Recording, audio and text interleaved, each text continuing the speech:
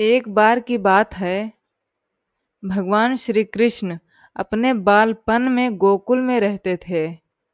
हर साल गांव वाले इंद्रदेव की पूजा करते थे ताकि बारिश ठीक से हो और फसलें अच्छी हो। एक दिन कृष्ण ने माँ यशोदा से पूछा, मैया, हम इंद्रदेव की पूजा क्यों करते हैं? माँ बोली, बेटा, इंद्रदेव बारिश करते हैं, उसी से हमारी खेती होती है।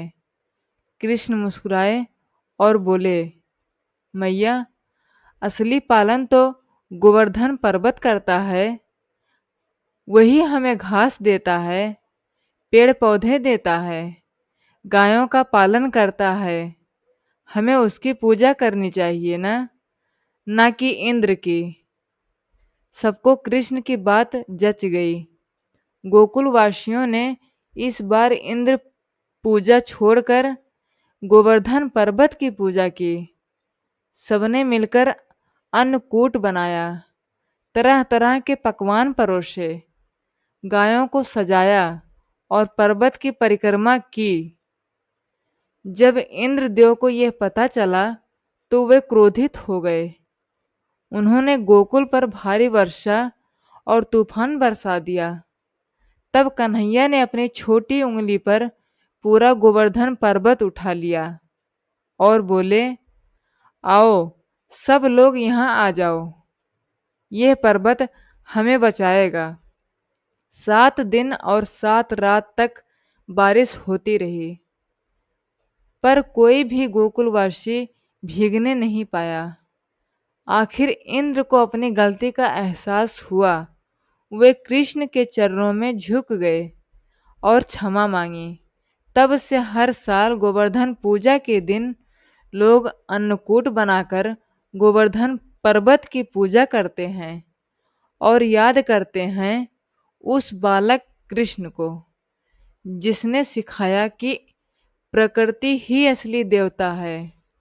जब इंद्रदेव को पता चला कि गोकुल वाले उनकी पूजा छोड़कर किसी गोवर्धन पर्वत की पूजा कर रहे हैं, तो उनका अहंकार भड़क उठा।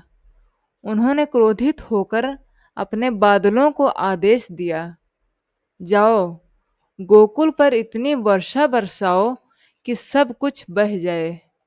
और फिर क्या था, अंधेरा छा गया, बिजली गरजने लगी, तेज हवाओं के साथ मूसलाधार बारिश होने लगी। गोकुल के लोग डर गए, गाय कांपने लगी, बच्चे रोने लगे। सब दौड़कर कन्हैया के पास पहुंचे। कृष्णा, अब क्या होगा? सब डूब जाएगा। तब मुस्कुराते हुए कृष्ण बोले, डरो मत, गोवर्धन पर्वत हमारी रक्षा करेगा। कृष्ण ने अपनी छोटी सी कनिष्ठा उंगली उठाई और सबकी आंखों के सामने पूरा गोवर्धन पर्वत उठा लिया। गोकुलवासी, गाय, सब पर्वत के नीचे जाकर शरण में खड़े हो गए। 7 दिन तक बारिश होती रही, पर किसी को एक बूंद पानी तक नहीं लगी। 7वें दिन इंद्रदेव को एहसास हुआ कि ये कोई साधारण बालक नहीं, स्वयं परमेश्वर श्री कृष्ण हैं। वे तुरंत गोकुल आए, कृष्ण के चरणों में झुके और बोले, प्रभु, मुझसे भूल हो गई, मेरे अहंकार ने मुझे अंधा कर दिया। कृष्ण ने मुस्कुराकर कहा, इंद्र, जो अपने कर्म से लोगों की सेवा करता है वही सच्चा देवता है। प्रकृति का सम्मान करो, अहंकार नहीं। उस दिन से इंद्र ने अहंकार छोड़ दिया और गोवर्धन पूजा का पर्व बन गया। कृष्ण की विनम्रता, करुणा और शक्ति का प्रतीक। जब 7 दिन की बारिश थम गई, इंद्रदेव ने कृष्ण के चरणों में सिर झुकाया। उन्होंने कहा, प्रभु, मैं भूल गया था कि सच्चा देवता वही है जो सबकी रक्षा करता है, न कि जो सिर्फ अपनी पूजा करवाता है। कृष्ण ने मुस्कुराकर कहा, इंद्र, पूजा का मतलब अहंकार नहीं, कृतज्ञता है। प्रकृति के प्रति पर्वतों के प्रति, गायों और धरती के प्रति।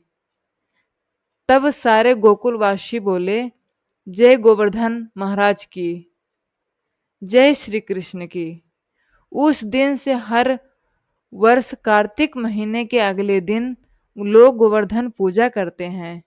वो अन्नकूट बनाते हैं, सैकड़ों तरह के पकवान सब भगवान को अर्पित करते हैं और फिर सब मिलकर प्रसाद बांटते हैं। गोवर्धन पूजा हमें सिखाती है कि प्रकृति ही हमारी माता है और कृष्ण हमें सिखाते हैं कि श्रद्धा हमेशा विनम्रता के साथ होनी चाहिए। अहंकार हमेशा विनाश लाता है और भक्ति जब सच्चे मन से की जाए तो स्वयं भगवान भी अपने भक्तों की रक्षा करते हैं।